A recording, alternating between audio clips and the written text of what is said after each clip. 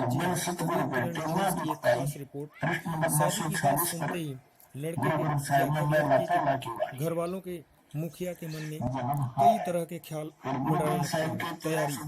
तैयारी के नाम पर बैंड बाजा, बारात, मंडप, डीजे, गहने, पैसे, कपड़े और लाखों रुपए के खर्चे का हिसाब घर वाले बनाने लगते हैं। लेकिन इसके उल्ट संत रामपाल जी महाराज के अनुयायियों ने इन सभी रीति रिवाजों को दरकिनार करते हुए साधारण तरीके से विवाह संपन्न किया और आपसी समझौते के साथ। ना दहेज, ना बैंड, ना घोड़ी, ना बाजा, ना पंडित, ना फेरे। जी हाँ, ये सच है। जी हाँ, लड़के के पिता ने लड़की को मात्र 3 जोड़ी कपड़े व कुछ जरूरी सामानों के साथ लड़की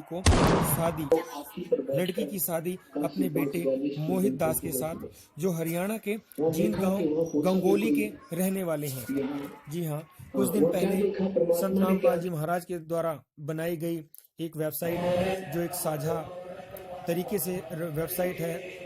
उससे इनको एक दूसरे से संपर्क हुआ और इन एक दूसरे से संपर्क साधा और इस प्रकार इनकी चर्चा चली और बात हुई और बात आपस में होते हुए फाइनल हुई और इन्होंने आपस में समझौता किया और दोनों ही पक्ष उपदेशी हैं और दोनों ही संत रामपाल जी महाराज के अनुयायी हैं। दोनों परिवार जो साधारण तरीके से अपना जीवन निर्वाह करते हैं और जो गंगोली के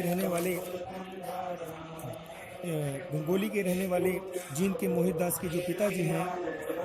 ये बेसिक से गांव के हरियाणा के जाट हैं और साधारण से अपनी खेती किया करते हैं। और लड़की के पिता पंजाब के लुधियाना लाहरा गांव के हरपाल नगर के रहने वाले हैं, जिनका नाम राज बहादुर और उनकी बेटी पूजा के साथ संपन्न हुई है ये शादी। आज समाज में दहेज प्रथा को खत्म करना है तो ये शादी समाज में फैली कुरीति दहेज लोभियों के मुंह पर एक जोरदार तमाचा और समाज को एक नई प्रेरणा देती है कि किस प्रकार हम अपनी बेटी को बिना दाज दहेज लिए भी हम विदाई कर सकते हैं। जी हाँ, शादी प्रक्रिया ऐसी हुई कि शादी का प्रारंभ हुआ और लड़के वाले आए और फिर एक घंटे का तकरीबन संत रामपाल जी महाराज का टीवी पे सत्संग चला। सत्संग के बाद में लोगों ने आपस में चर्चा की और उसके बाद में लड़का और लड़की को बिठाया गया उनके गुरु जी यानी संत रामपाल जी महाराज के स्वरूप के तस्वीर के सामने और एक मात्र 16 मिनट 32 सेकंड के अंदर में संत रामपाल जी महाराज के द्वारा जो एक प्रवचन बोला गया, जिसको रमैनी कह सकते हैं,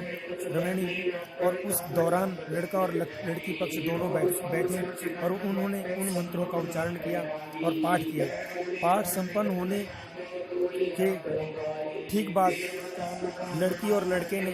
अपने गुरु जी के सामने दंडवत प्रणाम किया और साधारण तरीके से समाज में जितने भी लोग एकत्रित थे इसके गवाह बने। पंजाब के बहुत सारे इसमें भगत मौजूद रहे, भगत नरेश दास जी, भगत राजेश दास, भगत रमेश दास, भगत राज बहादुर दास, और इस प्रकार से इन्होंने इसमें हाजिरी भरी और कई लोगों की उपस्थितियों में ये रामायणी संपन्न हुई और इस प्रकार इन्होंने रामायणी खत्म होते ही अपने गुरुदेव के सामने दंडवत प्रणाम किया और लड़के और लड़की फिर उसके बाद में दोनों पक्षों ने बैठकर इकट्ठा भंडारा किया और साधारण तरीके से जो भी घर साधारण तरीके से जो बनाया भंडारा किया। कबीर किरण की खास रिपोर्ट